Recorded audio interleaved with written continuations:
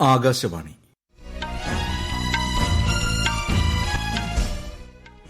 നമസ്കാരം. വാർത്തകൾ വായിക്കുന്നത് കരോൾ ത്രേസ്യാമ അബ്രഹാം.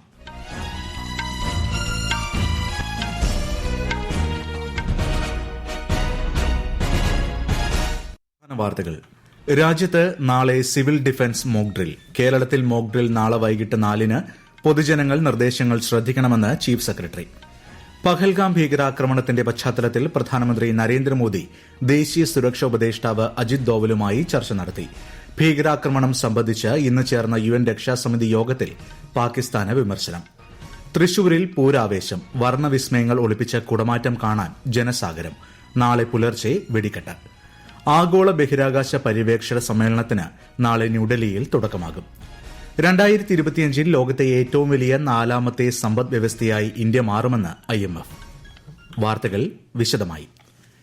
രാജ്യത്ത് നാളെ സിവിൽ ഡിഫൻസ് മോക്ക് ഡ്രിൽ സംഘടിപ്പിക്കും. ഇത് സംബന്ധിച്ച് കേന്ദ്ര ആഭ്യന്തര സെക്രട്ടറി ഗോവിന്ദ് മോഹൻ സംസ്ഥാന ചീഫ് സെക്രട്ടറിമാരുമായി ചർച്ച നടത്തി. വ്യോമാക്രമണ മുന്നറിയിപ്പ് സംവിധാനം, വ്യോമസേനയുമായുള്ള റേഡിയോ കമ്മ്യൂണിക്കേഷൻ, കൺട്രോൾ റൂമുകളുടെ പ്രവർത്തനം എന്നിവ നാളെ മോക്ക് ഡ്രില്ലിലൂടെ വിലയിരുത്തും. രാജ്യത്തെ 244 സിവിൽ ഡിഫൻസ് ജില്ലകളിൽ ഗ്രാമീണ തലങ്ങളിലാണ് ഡ്രിൽ സംഘടിപ്പിക്കുന്നത്. ആക്രമണഘട്ടങ്ങളിൽ സ്വീകരിക്കേണ്ട പ്രതിരോധ നടപടികളെക്കുറിച്ച് ജനങ്ങൾക്കും വിദ്യാർത്ഥികൾക്കും ബോധവൽക്കരണം നൽകും.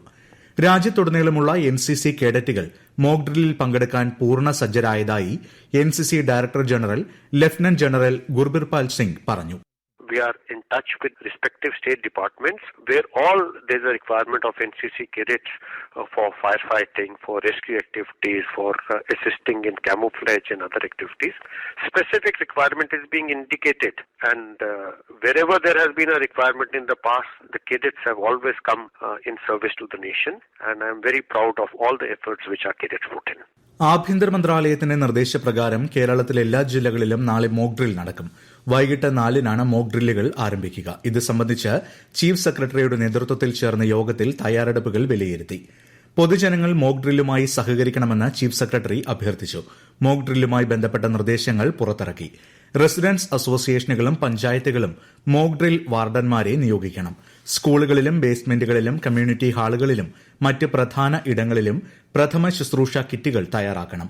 മോക്ക് ഡ്രിൽ സമയത്ത് സൈറൻ മുഴങ്ങുമ്പോൾ എല്ലാ ലൈറ്റുകളും ഓഫ് ആക്കേണ്ടതും അടിയന്തര ഘട്ടത്തിൽ വെളിച്ചം ഉപയോഗിക്കേണ്ട സാഹചര്യത്തിൽ വീടുകളിൽ നിന്ന് വെളിച്ചം പുറത്തുപോകാതിരിക്കാൻ ജനാലകളിൽ കട്ടിയുള്ള കാർഡ്ബോർഡുകളോ കർട്ടനുകളോ ഉപയോഗിക്കേണ്ടതുമാണ്. ജനാലകളുടെ സമീപം മൊബൈൽ ഫോണുകളോ പ്രകാശം പുറപ്പെടുവിക്കുന്ന ഉപകരണങ്ങളോ ഉപയോഗിക്കുന്നത് ഒഴിവാക്കണം. ദീർഘമായ സൈറൻ മുന്നറിയിപ്പും ചെറിയ സൈറൻ സുരക്ഷിതമാണെന്ന അറിയിപ്പുമാണ്. തീപിടുത്തം ഒഴിവാക്കാൻ ബ്ലാക്ക് ഔട്ട് സൈറൻ കേൾക്കുമ്പോൾ തന്നെ ഗ്യാസ്, വൈദ്യുത ഉപകരണങ്ങൾ ഓഫ് ചെയ്യണം. ബ്ലാക്ക് ഔട്ട് സമയത്ത് കുട്ടികളുടെയും വളർത്തുമൃഗങ്ങളുടെയും സുരക്ഷ പ്രത്യേകം ഉറപ്പാക്കേണ്ടതാണ്. പഹൽഗാം ഭീകരാക്രമണ പശ്ചാത്തലത്തിൽ ചേരുന്ന ഉന്നതതല യോഗങ്ങളുടെ തുടർച്ചയായി പ്രധാനമന്ത്രി നരേന്ദ്രമോദി ഇന്ന് ദേശീയ സുരക്ഷാ ഉപദേഷ്ടാവ് അജിത് ദോവലുമായി ചർച്ച നടത്തി. പ്രധാനമന്ത്രിയുടെ വസതിയിലായിരുന്നു കൂടിക്കാഴ്ച. പ്രതിരോധ സെക്രട്ടറിയുമായും വ്യോമ, നാവിക, കരസേനാ മേധാവികളുമായും കഴിഞ്ഞ ദിവസങ്ങളിൽ പ്രധാനമന്ത്രി ചർച്ച നടത്തിയിരുന്നു. പഹൽഗാം ഭീകരാക്രമണത്തെ തുടർന്ന് സംഘർഷ സാധ്യത തുടരുന്ന ജമ്മുകാശ്മീരിലെ ഇന്ത്യ പാക് അന്താരാഷ്ട്ര അതിർത്തിയിൽ വിളവെടുപ്പ് ദ്രുതഗതിയിലാക്കി കർഷകർ.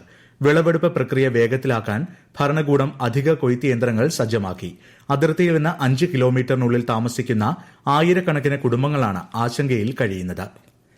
26 പേരുടെ മരണത്തിനിടയാക്കിയ പഹൽഗാം ഭീകരാക്രമണം സംബന്ധിച്ച് ഐക്യരാഷ്ട്രസഭ സുരക്ഷാ സമിതി യോഗം ചർച്ച ചെയ്തു. ഇന്ത്യയും പാകിസ്ഥാനും തമ്മിലുള്ള സംഘർഷ സാധ്യത വർദ്ധിച്ചുവരുന്ന സാഹചര്യത്തിലാണ് യോഗം ചേർന്നത്. സുരക്ഷാ സമിതിയിലെ നിരവധി അംഗങ്ങൾ പാകിസ്ഥാനെ വിമർശിക്കുകയും ആക്രമണത്തിൽ പാകിസ്ഥാൻ ആസ്ഥാനമായുള്ള ഭീകര സംഘടന ലഷ്കർ-ഇ-തോയ്ബയ്ക്കുള്ള പങ്കിനെക്കുറിച്ച് ആശങ്കകൾ ഉന്നയിക്കുകയും ചെയ്തു. അതേസമയം പഹൽഗാം ഭീകരാക്രമണത്തിന് ഇരകളോട് ഐക്യദാർഢ്യം പ്രഖ്യാപിച്ച് ലോകമെമ്പാടുമുള്ള ഇന്ത്യൻ സമൂഹം റാലികളും പ്രാർത്ഥനാ യോഗങ്ങളും സംഘടിപ്പിച്ചു. റാലികളിൽ ആക്രമണങ്ങളെ കൂട്ടായി അപലപിക്കുകയും സമാധാനത്തിനും നീതിക്കും വേണ്ടിയുള്ള സംയുക്ത ആഹ്വാനം നടത്തുകയും ചെയ്തു.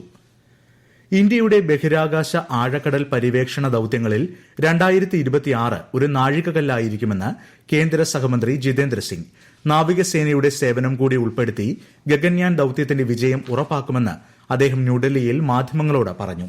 2025 അവസാനത്തോടെ ആദ്യഘട്ടമായി യാത്രികരില്ലാത്ത ഗഗൻയാൻ ദൌത്യം ആരംഭിക്കുമെന്ന് ISRO chairman doctor V Narayanan പറഞ്ഞു.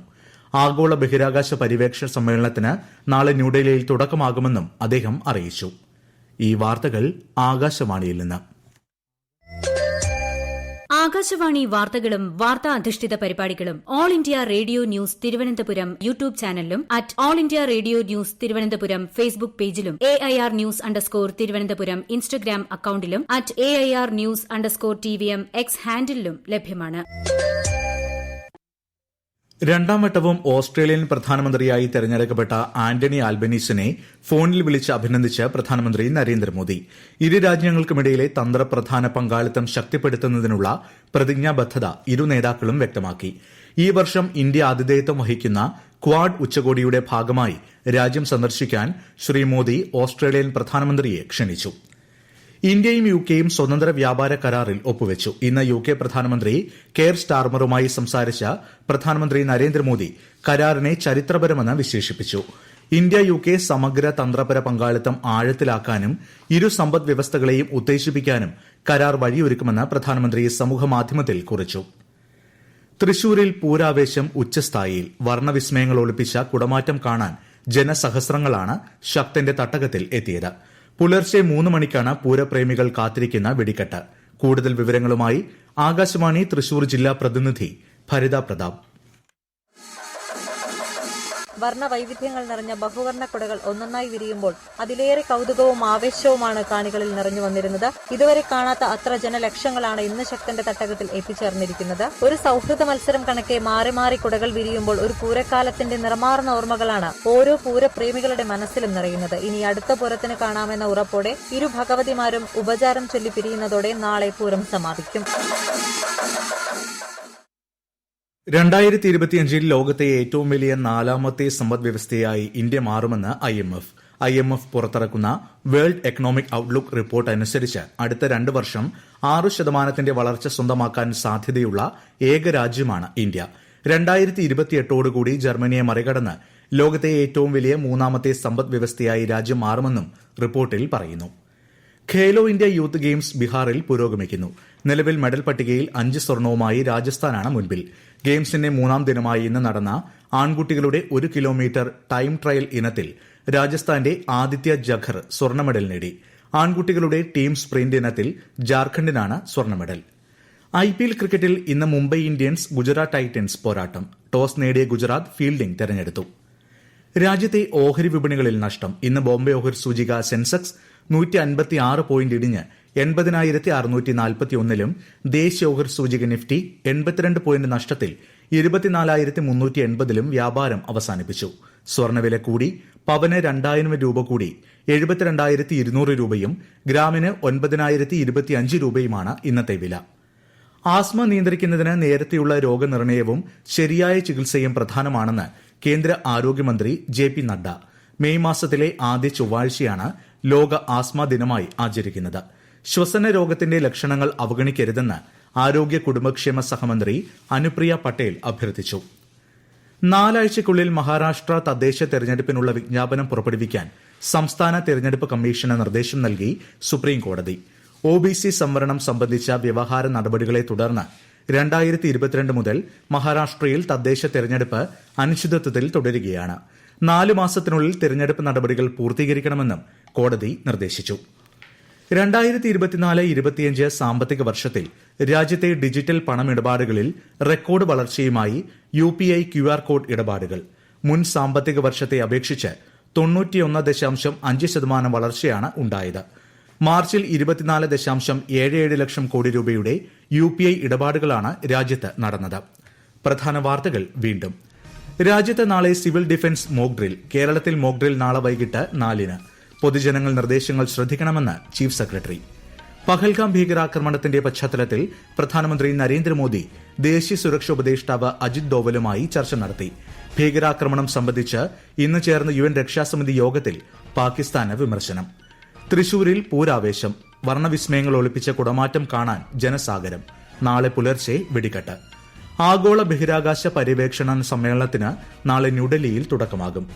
2025 ലോകത്തെ ഏറ്റവും വലിയ 4ാമത്തെ സമ്പദ് വ്യവസ്ഥയായി ഇന്ത്യ മാറുമെന്ന് IMF. വാർത്തകൾ കഴിഞ്ഞു. അടുത്ത വാർത്താ പ്രക്ഷേപണം 8:35.